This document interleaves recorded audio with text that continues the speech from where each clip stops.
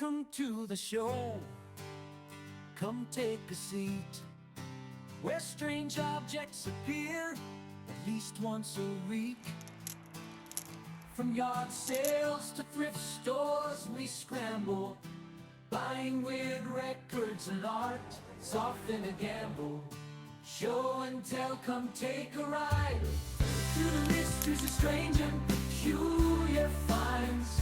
What's the deal with that ugly painting? I don't know, but it's entertaining. Step into a world where the past comes alive, where each object tells a tale, a story that will survive.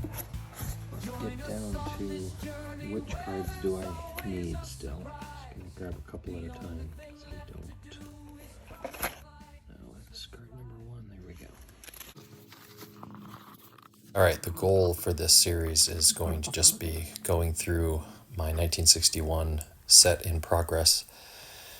I'm going to just go through numerically and show the cards front and back and tell a little bit of stats if I have any that pop into my head about the players or the cards.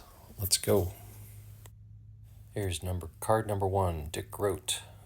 He was played with the Pirates and the Cardinals. I see on the back there. He was actually the National League MVP in 1960.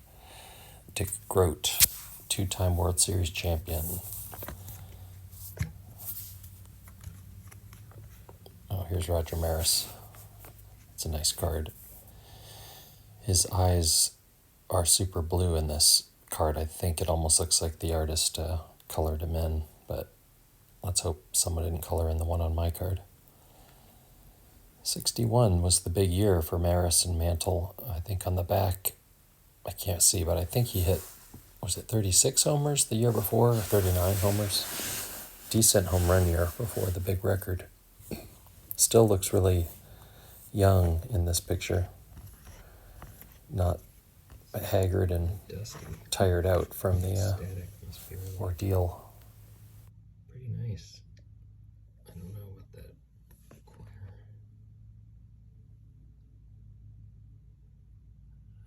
Looks suspect.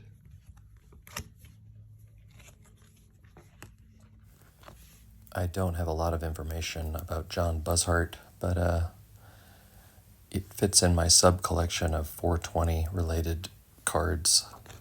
But I did notice that he played in a lot of minor leagues that some of which I'd never heard of. Check out those names. Sorry, those stats are cut off.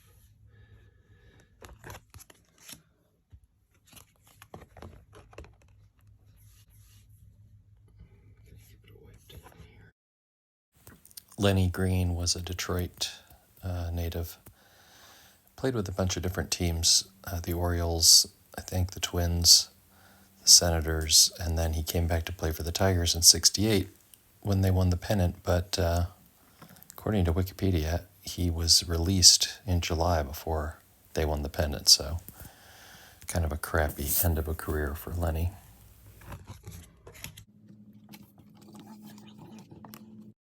Johnny Romano is another one of those players that, if you look at his stats, my guess is they were pretty good. He was young talent. I think he replaced Sherm Lawler in Chicago as the catcher, and a lot of people think of him as the best catcher for a couple of years there, maybe up until Johnny Bench took over. But kind of interesting factoid, Johnny Romano died just a couple weeks after the previous card, Lenny Green. Died January of 2019, and Johnny here died a couple weeks later in February. Those are Jack Davis cartoons, by the way. I think I said I was going to look those up. 6. Man, looks like the dude on Emergency, that TV show. What was his name? He was in the movie Roadhouse as an older gentleman. Not Randolph Mantooth, the other guy. I don't know much about Ed Roebuck, but I'm of the age where Sears and Roebuck was still a thing. So that's all I think about when I see his name. Those are not Jack Davis cartoons, so another artist was also working on those. But notice he was in the Brooklyn, LA.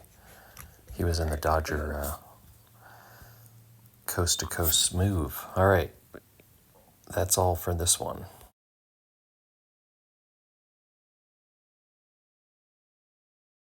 It works just like a telephone switchboard.